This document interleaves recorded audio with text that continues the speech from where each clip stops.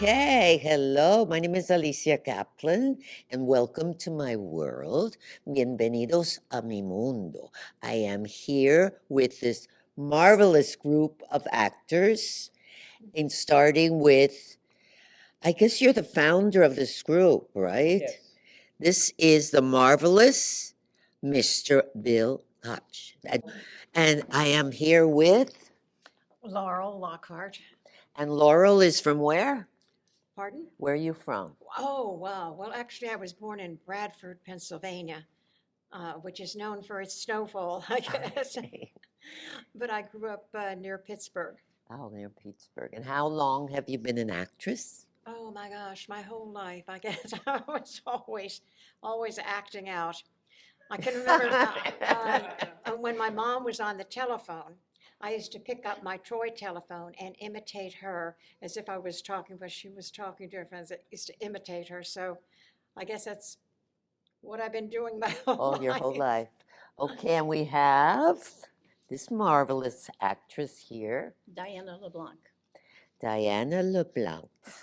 Et vous êtes de où? My broken French. Where are you from? I'm from, I guess, mostly California, California. but I've lived here a long time. A long time. And you've been an actress since when? I was a dancer. I started Okay. as a dancer. I danced with Bill 50 years ago. 50 years ago. I was a ballet dancer once upon a time. And we keep evolving, right? Right. Ok, ella era bailarina de ballet, pero claro, ella lleva mucho tiempo de actriz, ella es actriz también.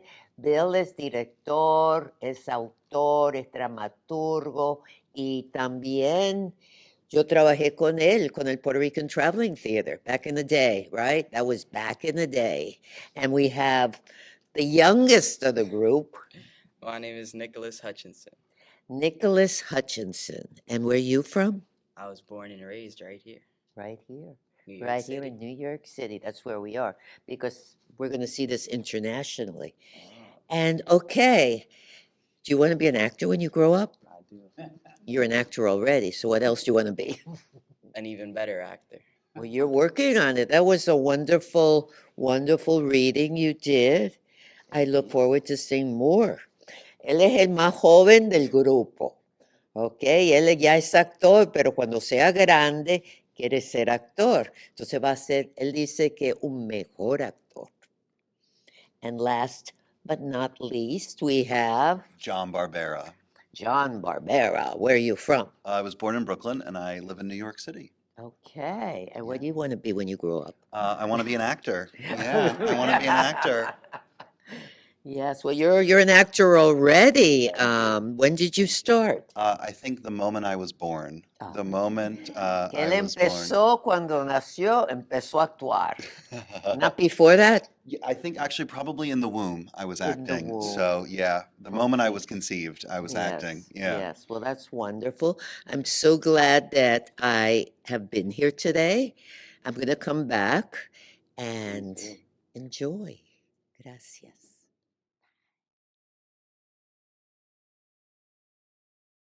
The person in the Santa suit is, he has chosen to be anonymous. In this scene, in the waiting room outside the main operating room, Santa, played by Bill Koch, encounters Steve, a young gay man whose partner is currently undergoing life or death surgery. It is Christmas Eve, 1991, at Gethsemane Hospital, New York City. Jingle Christmas, Merry Christmas. Santa enters the OR waiting room, sees no one around, so sits, removes his hat, and relaxes. After a moment, he's startled as Steve enters. Ho, ho, ho. These questions of life and death aren't much fun, are they, Steve? I grapple with them myself. Here at Gethsemane Hospital, they're asked every day, like your partner Danny in the operating room, like the children, my little friends, especially the children with AIDS in the isolation ward. Your questions started in the war in Vietnam. Mine began during the previous war, rather 2 years before World War II. In September 1945, I was with the first troop of GIs sent to Japan after the atomic bombs were dropped on Hiroshima and Nagasaki.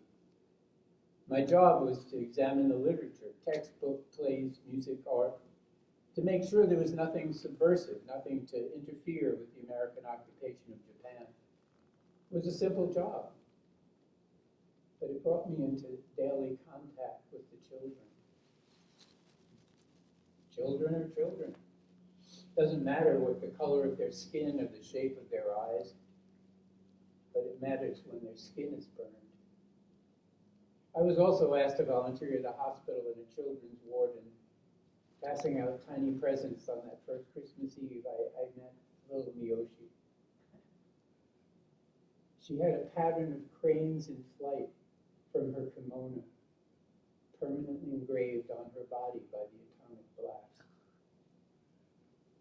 You know, it matters when children's eyes are blinded by light too brilliant. It matters when they scratch their heads as thinking children do, and handfuls of hair just detach from their scalp. It matters when laughter is replaced by weeping, games by bandage changing, and love of life by fear of death. The children, they were everywhere. At first I felt righteous, then pitying, then angry, then helpless, then destroyed. No one before 1945 could have imagined such horror. If they did, if they could, they would never have let it happen. At the time, it seemed the only way to end a devastating war. Today, there is still no sure answer. We, the United States of America, were the first nation to use nuclear weapons against civilians.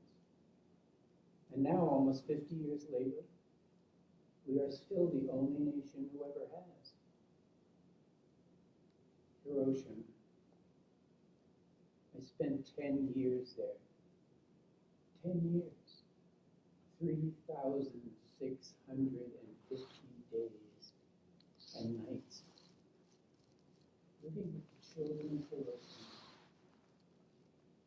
I died there. I was reborn there. But sometimes I'm not sure who I am. I only know that I saw the impact of a terrible evil there. An evil which I had helped to nurture and explode. An evil whose power had crystallized in the physical cocoon of that atomic bomb and then spread its penetrating wings across the entire earth. And I saw medical scientists and genetic scientists and nuclear scientists in Hiroshima. I saw historians and photographers and military personnel. I saw economists and instructors and reconstructionists. But I never saw a theologian.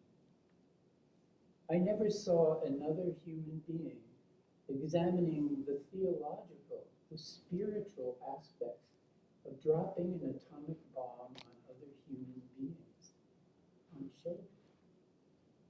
Yet I often heard the question spoken loudly, quietly, how could God let this happen? I don't remember when I started being Santa Claus. It was sometime while I was over there in mutated Hiroshima. And after I came back to the States, I realized there are many children here who also suffer. Abused children, abandoned children, hungry children, neglected children, handicapped children, and now children with AIDS. Sometimes the power of that radioactive evil still overwhelms me. Sometimes I wonder what my own motives are. All I know is the only kind of any kind of peace I find is doing what I'm doing, working with the children. I am their Santa Claus, and they are mine. Well, back to work, Annie. the children and I wish you and Denia truly happy New Year. Santa Claus heads off down the hall. Ho, ho, ho! Merry Christmas, everyone! Merry Christmas! The other big thing which you could put in is I've been working with Native American shamans for 20 years, and that's just really opened my life. I just love all of life. I love people. Great. And I know I just turned 86. God bless. And I'm so grateful because I know the only reason I've lived this long is to be of service. I have post-traumatic wonderful. stress disorder from a lot of stuff in the past. Sure. But the beautiful thing is it's all been recycled by helping other people, being there for other people going through. And part of it is in my playwriting. I'm able to That's see. great therapy too. Yeah, right? yeah. So it works both ways. I can help and be helped, Wonderful. and I have a passion for living. I love all of life. I think that's what keeps people going. Because I remember one of my grandfathers, he was into the Social Security. That was his obsession. I guess this was before there was Yeah. Social Security.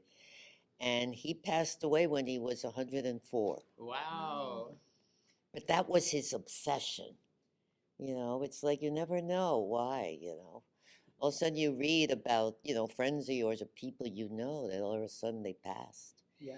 I mean, if you look at it that way, it's like, it happened because it was the time. They did Yeah. what they had to do in this world and then left. And other people are more time Yeah. because they haven't accomplished yet what they're supposed to do. But as you said, I think we have to have a passion about something. That's what That's keeps it. us motivated That's and going. Well, this program of mine, by the way, this is basically to keep the artists. I do it, and then people who want to share it, or it stays there. Because unless they shut down YouTube in the year 3000 or something. I'm going to pass around there, and if you want to subscribe, but then you can see. I think I have more than 60 videos there. Yeah. I have 90, but some are like not yet for the public. They're for different And they're reasons. fascinating. No. There's scenes of them. They're in That's English and it. Spanish. Okay, thanks.